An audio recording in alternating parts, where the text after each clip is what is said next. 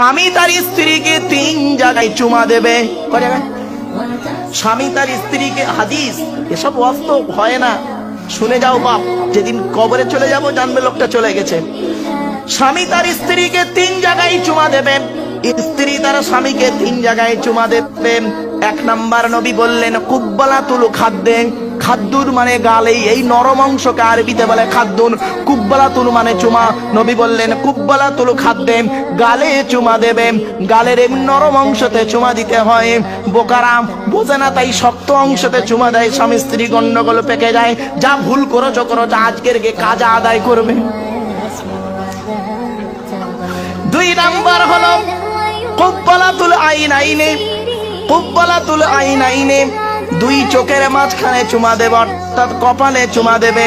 3 number নবী বললেন কুব্বালাতুল ইয়াদে, ইয়াদুন মানে হাত, কুব্বালাতুল মানে চুমা, কুব্বালাতুল ইয়াদি হাতে চুমা দেবে।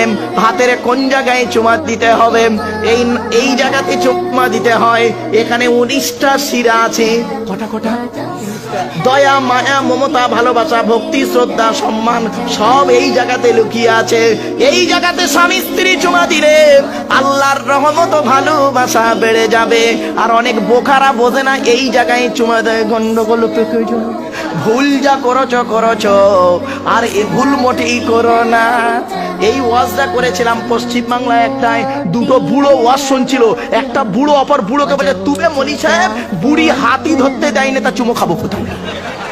আগে ইসলামকে ভালোবেসে ভিডিওটিতে একটি লাইক দিয়ে চ্যানেলটি সাবস্ক্রাইব করি, এতটুকু তো আপনাদের কাছে আশা করতেই পারি। তো দুনিয়াতে মহান আল্লাহ সুবহানাহু ওয়া